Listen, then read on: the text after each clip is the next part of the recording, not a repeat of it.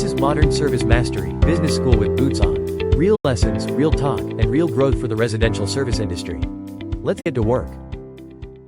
So there's this concept I like to hammer home. Leadership isn't about titles or corner offices. It's about showing up, being there when it counts. I remember this storm that hit Pennsylvania a few years back. One of our team's oldest clients had her backyard practically underwater, silt everywhere, her favorite magnolia tree buried deep. I didn't even hesitate. I grabbed my shovel, threw on my boots, and got out there to help clean it up. Wait, hang on. You out there knee-deep in mud, man, I gotta see that. But seriously, that's the kind of move that sticks with people. Like your team seeing you shoulder to shoulder with them, that's next level stuff. Exactly, Jake. It wasn't about making some big statement. It was just about doing what needed to be done. But the crew, that changed them. They saw it and they stepped up their game. Honestly, morale and trust grew more that day than in any meeting or performance review I've ever held. Oh, for sure. Like I always tell my guys, when your leader's in the trenches with you, it makes you want to give 110%. But let's talk about the other side of this. You know, the manager who's all spreadsheets and no FaceTime, those are the ones who lose buy-in fast. Yeah, there's a big difference between leadership on paper and leadership in real life. I know another GM who, on paper, should have been phenomenal. MBA, top of his class, incredible with financial models. But the crews, they hardly knew his name. He never walked a site. It was all numbers for him. And you could see it in the company. High turnover, low morale, no sense of unity. Dude, that's the worst. I've worked with guys like that. And it's not even the pay or the equipment. Like, you can have the fanciest truck fleet, but if management doesn't show up, forget it. People check out. Right? It's less about resources and more about connection. And a big part of that connection is setting the tone. If you see trash left at a site and ignore it, that choice sends a message. It says, this is fine. But if you pick it up and call your crew over to say, hey, we leave every site better than we found it, you just redefined the standard. Can I just say I love that? Leave it better than you found it. That's gold. It's like when I double check our tool shed at the end of the day. If I let them leave it a mess one time, it's chaos the next week. But when they see me putting stuff back properly, they match that energy. It's leadership by example, Jake. The accountability, the standards, it all filters down. And that's when you start to see real respect forming. It's not handed to you because of your title. It's earned through sweat, consistency, and showing you care. Ain't that the truth? Like, if you're not even willing to get your hands a little dirty, how can you expect your team to give their all? But, you know, respect isn't just about the heavy lifting. It's about seeing the team, you know, actually noticing them. Exactly. It's also in the little things, like remembering someone's birthday or asking, how's your kid doing? Those moments build bonds. And strong bonds lead to teams that don't just work harder. They work smarter, safer, and with pride. You're absolutely right, Jake. Respect starts by noticing the little things. And one of the most powerful ways to do that is just by being present. A quick visit to a job site or a call to check up on a client, it shows you're not just sitting in the office. You're invested in them and their success before any issues arise. Totally. And it doesn't even need to be a big deal, right? Like, I remember last summer the squad was just dragging. It was hot, work was behind, and morale, rock bottom.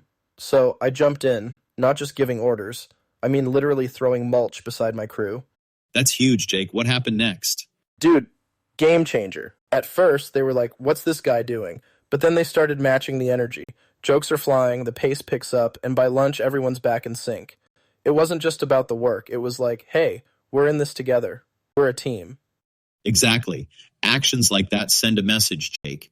It's not about barking orders. It's about leading by example. And that's what proactive management really is. You're setting the tone, guiding the process, and most importantly, letting your people know they're not just cogs in the machine. They're the effing engine.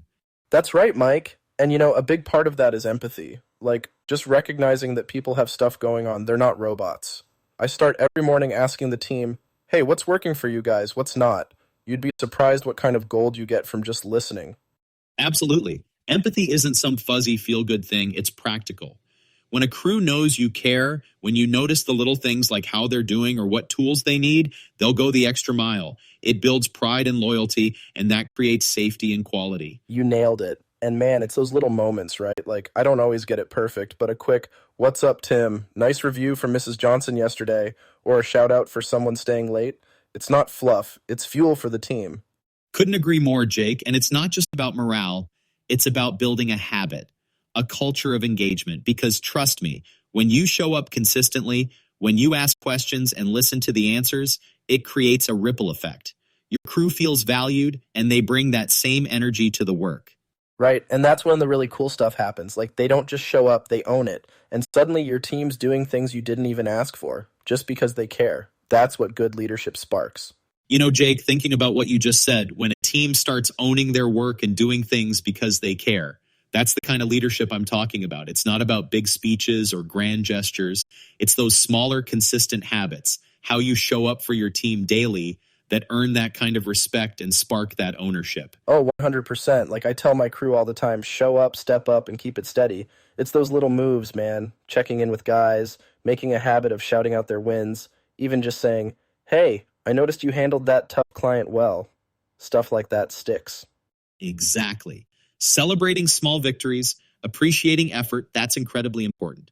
And what a lot of leaders miss is that being genuine matters even more. Like, don't go throwing around hollow compliments. Be specific. Say, hey, I was at Mrs. Smith's yesterday. You guys cleaned up perfectly and hit the details, man. Good shit. That kind of attention earns respect. Yeah, for sure. It's like, when you notice the details, people know you care. And when they know that, they want to go the extra mile because they feel seen. It's this feedback loop, right? The more you engage, the harder they work, and it cycles back. That's the magic, Jake. It becomes a culture. And the best leaders, they build those habits of connection, curiosity, and care. The simple act of asking, what's working for you guys? What's getting in the way? Can uncover solutions before problems grow legs. Totally, and you don't even have to overthink it. I always keep it real simple. Start the day with 15 minutes walking the site, chatting with the team, scoping out anything that might need attention. I mean, it's quick, it's easy, and it gets the pulse of what's happening. Plus, it makes people feel like they're part of something that matters. You nailed it, Jake. Leadership isn't complicated, but it does require intention. Small habits done consistently create big results. Whether it's checking in, leading with empathy, or just being there, daily engagement fuels long-term success. And it's contagious, man. Like, once the crew feels that vibe, they literally become your best recruiting tool. They'll speak highly of you to new hires. They'll have pride in the work, and suddenly the whole team is operating on another level.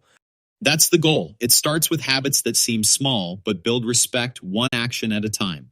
Simple, consistent leadership habits pave the way for trust, pride, and a thriving culture. Couldn't have said it better. And to wrap it up, here's my advice to all the leaders out there. Show up. Ask better questions. Make every day another step toward building a legacy your team respects. Oh, and don't forget to celebrate those moments along the way.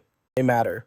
Spot on, Jake. Leadership is a habit. It's built on the actions we take every day. So start small, stay consistent, and show your team what respect and care look like in action. That's how we lead, with boots on the ground and purpose in our hearts. And on that note, we'll catch everyone next time.